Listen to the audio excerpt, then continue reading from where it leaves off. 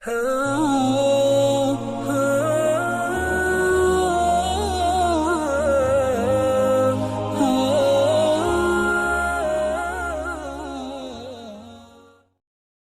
yang Allah pengen ngasih dia kebaikan, Allah uji. Hah? Kok gitu caranya? Ternyata kayak gitu rahasianya. May yuridillahu bihi khairan, may yuridillahu bihi khairan. Siapa yang Allah pengen ngasih dia kebaikan, Allah kasih dia musibah atau ujian. Kenapa bisa seperti itu, Ustaz? Fa inna ma'al usri yusra, inna ma'al usri yusra. Seolah-olah Allah bilang di dalam ayat itu, kalau kalian mau dapat kemudahan, biasanya lewatnya kesusahan dulu. Kalau kalian pengen dapat keberuntungan, biasanya dapatnya kerugian dulu. Tapi keberuntungan dan kerugiannya pasti gak sebanding. Keberuntungannya jauh lebih besar daripada kerugiannya. Kerugian itu kayak modal doang, DP. Jadi kalau kita mau dapat kejutan dari Allah, Allah kasih kita DP. DP-nya apa? Ujian. DP-nya musibah. DP-nya rasa gak nyaman. Itu DP tuh. DP terhadap apa? DP dari Allah terhadap hadiah-hadiah besar yang Allah pengen ngasih ke kita setelahnya. Cuman banyak orang yang menolak DP ini. Sama kayak kita misalnya. Kalau kita mau ngasih dia hadiah, kita kasih dia kayak kejutan dulu. Dia lagi ulang tahun nih, disiram air dulu. Setelah itu dikasih hadiah-hadiah yang mahal. Rela gak disiram air demi hadiah? Rela, udah siramin lagi aja. Kalau setelahnya ada hadiah. Yang kita gak rela, kalau setelah disiram, disuruh bersih-bersih sendiri dan gak dikasih apa-apa. Kan gak rela tuh. Berarti ini bab iman. Yakin gak kalau Allah tetap ngasih hadiah? Kan sabar dan iman itu ternyata tahu aman, kembar. Kalau kita yakin Allah ngasih hadiah setelah ngasih kita DP ujian, ya kita akan sabar. Gak apa-apa deh, bentar lagi mau dikasih hadiah, digini-giniin juga gak masalah. Dibully, diapain sama Allah, biarin aja. Ya Allah saya sabar, kan bentar lagi mau dikasih hadiah nih. Ini masalah yakin. Tapi kalau kita gak yakin, apa sih maunya Allah gitu kan? Begitu kalimat ini keluar, maka yang muncul setelahnya adalah mengeluh, berputus asa, dan gak akan sabar menghadapi ujian. Ujian, kata Nabi, may yuridillahu bihi khairan.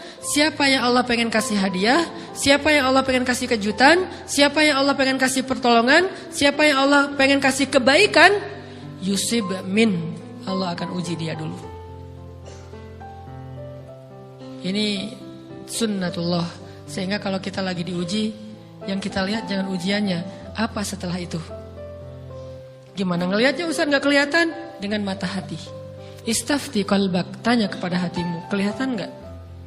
Dengan mata hati. Gimana ngelihat dengan mata hati? Dengan iman, saya percaya Allah pasti ngasih kebaikan setelah ini. Orang Allah sendiri yang ngomong, gak ada satu huruf pun di Al-Quran yang salah. Apalagi satu ayat, apalagi dua ayat. Fa inna ma'al usri yusra. Ditegesin lagi, inna ma'al usri yusra.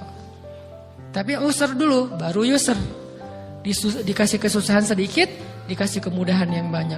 Dikasih kesusahan sedikit, dikasih kemudahan yang banyak. Ini yang kita coba bangun tajdidul iman. Bangun memperbaharui yakin. Sehingga ketika kita diuji, sedih, wajar. Mengaduh sedikit, bukan mengeluh ya. Kalau mengeluh kan nyalahin Allah. Kalau ngaduh, yang namanya orang dicubit kan, itu ngaduh. Tapi kalau, apa sih maunya Allah? Nah itu ngeluh. Antara mengadu dengan mengeluh berbeda. Mengadu itu manusiawi. Sedih itu manusiawi. Air mata bahkan bukan hanya manusiawi, itu rahmat dari Allah. Orang yang gak bisa menangis itu yang bahaya. Kalau kita masih bisa menangis, berarti kita masih peka hatinya. Bukankah anak kecil paling sering menangis? Berarti hatinya peka. Siapa lagi setelah ini anak kecil yang paling sering menangis? Cewek. Cowok itu emang gak punya perasaan, makanya jarang nangis. Cewek dikit-dikit nangis. Jangan bilang, cemen banget sih nangis, cengeng apa. Enggak, karena dia perasaannya lebih peka dari kita. Itulah kenapa Allah menitipkan bayi kepada perempuan. Kalau dititipin ke laki-laki, hancur. Di balik kepekaan perempuan, di balik sensitifnya perempuan, di balik perasaannya yang luar biasa, di situ Allah Subhanahu wa taala menitipkan amanah, dia yang paling baik dalam merawat bayinya.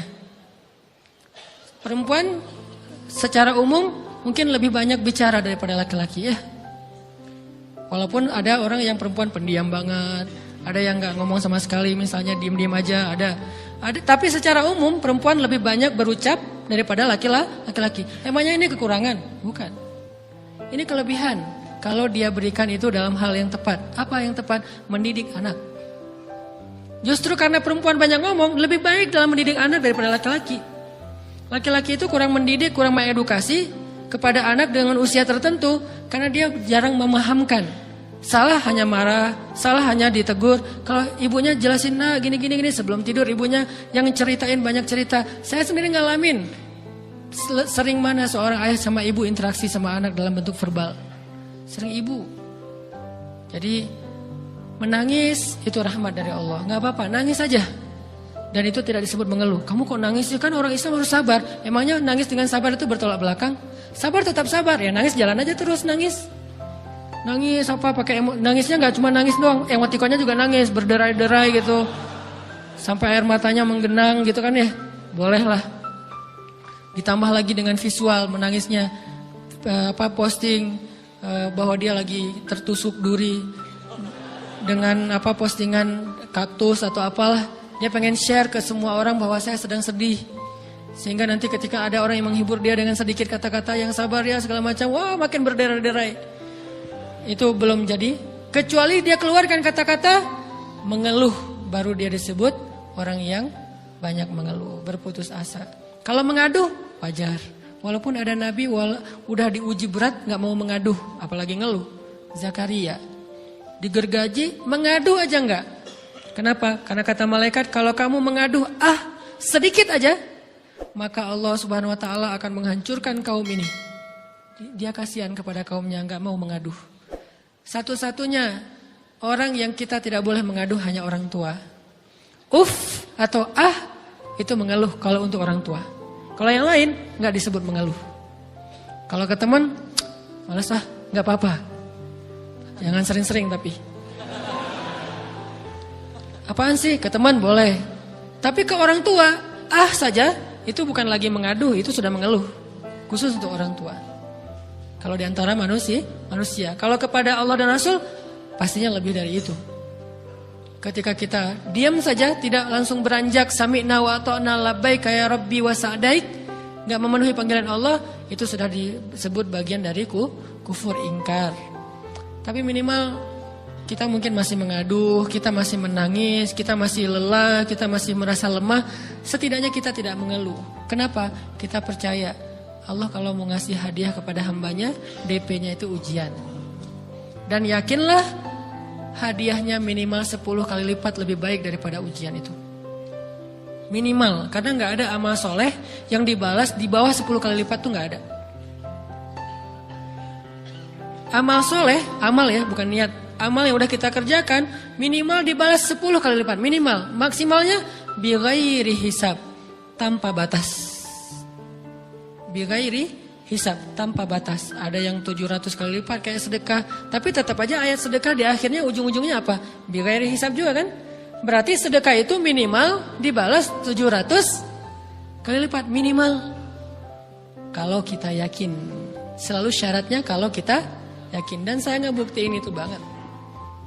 Saya pernah ngalamin lagi jalan-jalan di sebuah kota yang ada becak kayuhnya, becak sepeda gitu ya. Jalan terus saya bilang, Pak berapa ongkosnya? 20.000. Udah naik aja 20.000. Karena kita keliling-keliling kota, ternyata saya jadi kasihan sama dia 20.000. Kasihan kan 20.000 dibayar keliling kota, walaupun pas mampir beberapa tempat mungkin dia dapat tips ya. Tapi saya nggak tega gitu, dia cerita tentang anaknya lagi sekolah, apa segala macam, makin bikin baper kan. Pas selesai, saya kasih dia 100.000. Dari 20.000 dikasih 100.000 karena kasihan.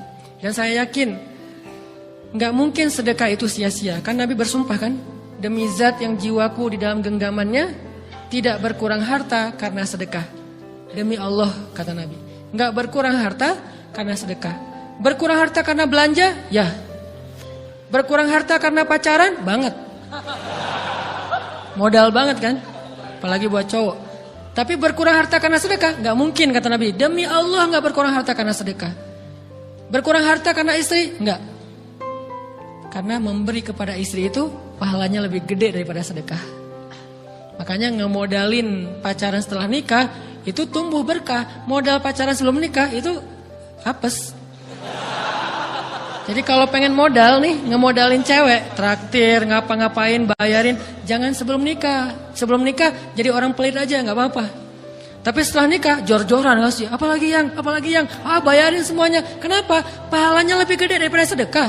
Bahkan lebih gede daripada infak fi sabilillah. Seorang suami memberi nafkah istri, itu pahalanya terkadang lebih besar daripada kita berinfak untuk fi sabilillah, untuk korban perang. Saya heran kalau ada orang sedekahnya rajin tapi ke istrinya kikir, aneh, berarti dia nggak ngerti konsep. Padahal memberi kepada istri itu selama itu kebutuhan pokok ya, dan sedikit entertain, nggak apa-apa asal nggak berlebihan, itu luar biasa. Makanya saya kalau jalan sama istri yang yang mana? Itu yang Onit suka. Oh ya, Onit suka. Kasih aja. Kenapa? Minta ini. Kasih. Selama ada kan kenapa nggak dikasih kan ya? Nanti Allah ganti. Makin rajin kita ngebayarin istri kita, ngebelanjain istri kita, makin Allah ngasih yang kita nggak pernah duga-duga. Sampai istri kita cemburu sama kita. Kok kamu duitnya banyak banget sih? Kan gara-gara aku sering ngasih ke kamu. Ya udah sini lain lagi. Mau ditransfer berapa gitu kan ya? Saya ngasih 100.000 ke si bapak. Dan saya yakin teman-teman sedekahnya pasti lebih dari itu karena 100.000 saya sebut. Kalau 1 juta ke atas saya nggak mau nyebut, malu dong, ria ya.